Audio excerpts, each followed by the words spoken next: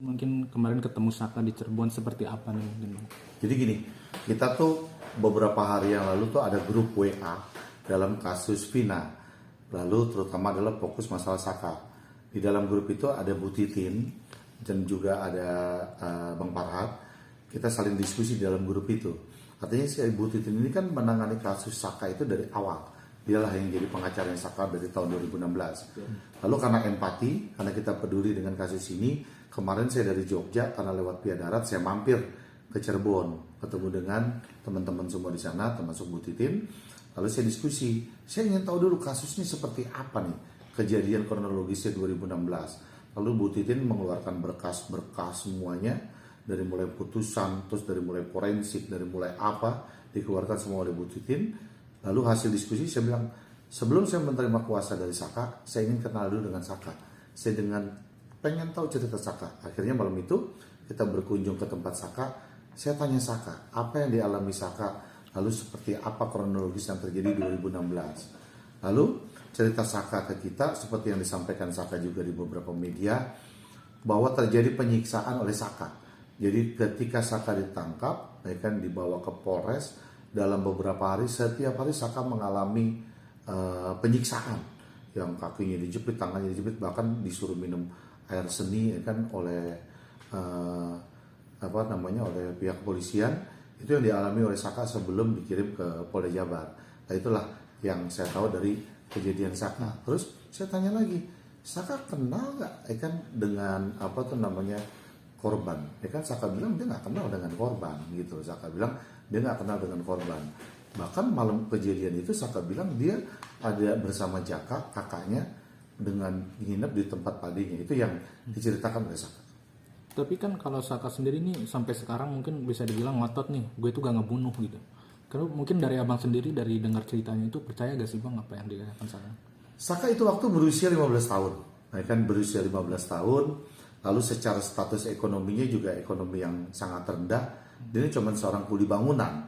Ya kan, bagaimana dia bergabung dengan kelompok geng motor, sementara secara strata sosial aja udah berbeda.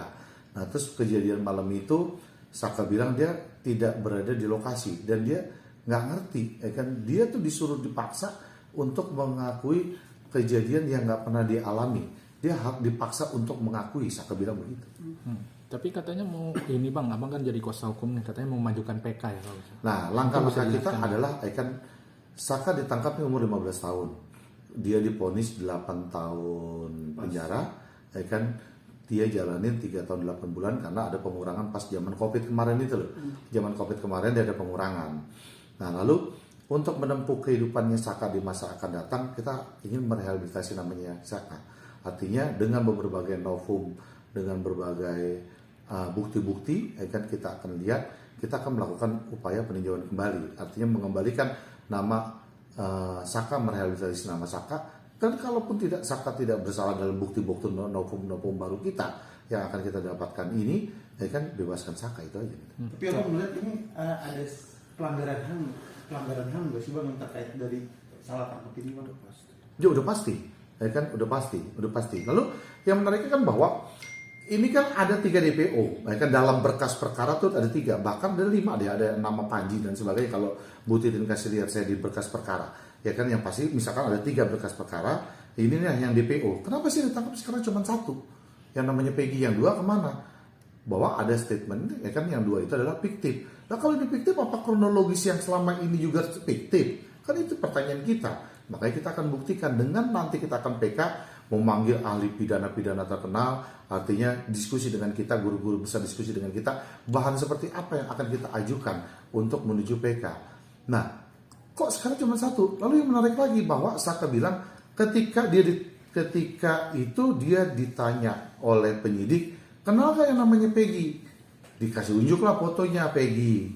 Nah, Peggy yang dikasih unjuk fotonya itu oleh penyidik, menurut Saka kemarin waktu saya bertemu, berbeda dengan Peggy yang ditangkap sekarang.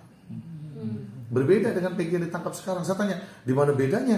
Ya, kalau dulu Peggy yang dulu tuh Pak ada yang dikasih lihat tuh apalah, pokoknya beda di mana, di kuping atau di apa. Ya saya lihat banget, katanya Pak Krisna, ini beda banget Pak sama yang ditangkap sekarang. Peggy yang ditangkap sekarang dengan Peggy yang dikasih unjuk fotonya waktu saya di kantor polisi itu beda kata Saka gitu.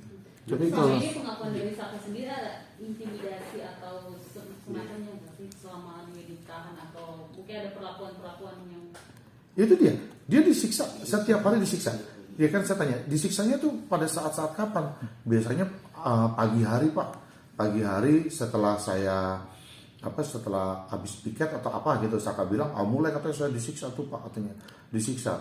Terus dikasih air kencing katanya, terus disuruh muter minumin katanya dengan beberapa orang. Nah sementara yang memberatkan Saka itu adalah pernyataan dari Sudirman. Pernyataan dari Sudirman yang memberatkan Saka. Nah sementara Sudirman menurut keterangan Bu Titin, anak ini idiot katanya. Tapi kenapa dipaksa untuk memberatkan Saka? Ya artinya kondisinya nih anak idiot kok bisa sampai memojokkan Saka. Tapi kenapa sih Bang menempuh jalur PK, kan ibaratnya sudah dipenjara dan sudah dibebaskan, apa nggak takut nanti untuk ajukan PK malah masuk penjara lagi gitu? Jangan dong, artinya bahwa gini, kita kan mau merehabilitasi namanya Saka. Sekarang ini Saka ini kesulitan mencari pekerjaan. Ya kan, bahwa Saka terponis terpidana atas kasus pembunuhan. Siapa sih yang berani menerima orang bekas pembunuh, bekas narapidana, apalagi pembunuh begini. Nah, kita lihat kejanggalan ini. Nah, kejanggalan ini buat kita akan lakukan upaya peninjauan kembali ini dengan merehabilitasi nama Saka. Kalau Saka nggak bersalah, kita bebaskan. Nah, kan lucunya lagi bahwa di dalam laporan ini kan ada dasar laporan ini bisa berkembang adanya saksi yang bernama apa tuh di media tuh si Mel bukan si Aib Aib dengan Ade apa ya kalau nggak salah Aib dengan Ade yang menceritakan bahwa dia bilang dia melihat nih gerombolan nih mengejar motor katanya gitu kan. Mereka mengejar motor terus dilihat di belakang ini sampai terjatuh terus dia lihat lagi kondisinya ini semua. Dan si Aib atau siapa lah gitu, Aib atau Ade itu dia tuh ada dalam berkas perkara. Dan anehnya saksi yang melihat kejadian ini tidak dihadirkan di dalam pengadilan. Dia nggak pernah hadir di dalam pengadilan. Si Aib ini nggak pernah hadir dalam pengadilan. Nah itulah yang membuat kita kejanggalan tuh banyak nih kejanggalannya. Bang, ada tindakan ini nggak? Tindakan artinya antisipasi nih. Artinya kan tadi Abang mengatakan bahwa si Saka ini paling tidak mengetahui gitu nih korban pelaku seperti apa ada ini nggak Bang? Maksudnya firewall kayak misalnya untuk menahan dia gitu agar dia ini selamat dari kan banyak juga kan intimidasi, mungkin teror yang menimpa dia gitu. Abang sendiri sebagai kuasa hukum bisa dilihat ada antisipasinya nggak Bang? Antisipasi seperti apa maksudnya? Maksudnya kayak misalnya penjagaan atau mungkin terkait dengan dinas teror pasca kejadian maksud. Ya terkait itu karena tahapnya ini adalah kita rencana melakukan upaya hukum terhadap PK, tidak bicara penyidikan lagi, tidak bicara di tataran kepolisian. Walaupun sebagai bukti PK kita yang paling utama termasuk pengakuan dari saksi yang ada bahwa waktu kejadian dia tidak berada di lokasi karena ada bukti saksi berupa keterangan dari keluarganya. Itu menjadi poin penting untuk upaya hukum peninjauan kembali nanti. Dan terkait teror yang teman-teman maksud, ya itu ada bentuk atensi dari Presiden Republik Indonesia agar perkara ini dikawal secara adil, terbuka, agar berjalan dengan proses peradilan yang sebagaimana yang aturan perundang-undangan yang berlaku, kurang lebih seperti itu. Bang, ini kan ada sosok juga yang mendampingi yang Saka itu Sadikun ya. Sadikun itu sendiri nanti mau dihadirkan juga kan, katanya dia juga sebagai temannya Saka juga. Itu teman siapa? Saka. Temennya Saka Bang. Teman Saka, si Sadikun. Ada Kemarin Saka pernah cerita atau seperti apa? Belum sampai ke situ pembahasannya. Nah, kalau saya lihat ya dalam menarik kasus ini, saya melihat berkas kemarin yang disampaikan Bu Titin, kita coba sama-sama bedah berkasnya. Hasil forensiknya tidak sesuai dengan dalam putusan.